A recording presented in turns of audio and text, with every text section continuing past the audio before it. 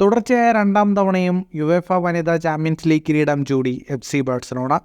ഫൈനലിൽ മുൻ ചാമ്പ്യന്മാരായ ലിയോണിനെ പരാജയപ്പെടുത്തിയാണ് ബാഴ്സലോണ ഫെമിനി കിരീടം സ്വന്തമാക്കിയത്. ആവേശകരമായ ഫൈനലിൽ എതിരില്ലാത്ത 2 ഗോളുകൾക്കാണ് ബാഴ്സലോണ വിജയിച്ചത്. ബാലൻഡിയോർ ജേതാക്കളായ ഐറ്റന ബൊനമാറ്റിയും അലക്സിയ പുട്ടയസുമാണ് ബാഴ്സലോണയ്ക്കായി ഗോളുകൾ നേടിയത്. രണ്ടാം പകുതിയിൽ 63-ാം മിനിറ്റിൽ ഐറ്റനയും ഇഞ്ചുറി ടൈമിൽ അലക്സിയയും വിജയമുറപ്പിച്ച ഗോളുകൾ നേടി. ബാഴ്സലോണ വനിതാ ടീമിൻ്റെ 3ാം ചാമ്പ്യൻസ് ലീഗ് കിരീടമാണിത്. കഴിഞ്ഞ 4 വർഷത്തിനിടെയാണ് ബാഴ്സലോണ 3 ചാമ്പ്യൻസ് ലീഗ് കിരീടങ്ങൾ ഷെൽഫിലെത്തിച്ചത്. തുടർച്ചയായ 2ാമത്തെ കിരീടവും. ഇന്നത്തെ വിജയത്തോടെ 2019-ലെയും 2022-ലെയും ചാമ്പ്യൻസ് ലീഗ് ഫൈനലിൽ ലിയോണിനോടേറ്റ തോൽവിക്ക് പകരം വീട്ടാനും ബാഴ്സലോണയ്ക്കായി. ചാമ്പ്യൻസ് ലീഗ് നേട്ടത്തോടെ സീസണിൽ ക്വാഡ്രബിൾ നേട്ടം സ്വന്തമാക്കാനും ബാഴ്സലോണയ്ക്കായി. ചാമ്പ്യൻസ് ലീഗിന് പുറമെ ലീഗും സൂപ്പർ കോപ്പയും കോപ്പ ഡെൽ റേയും ബാഴ്സ ഫെമിനി വിജയിച്ചു.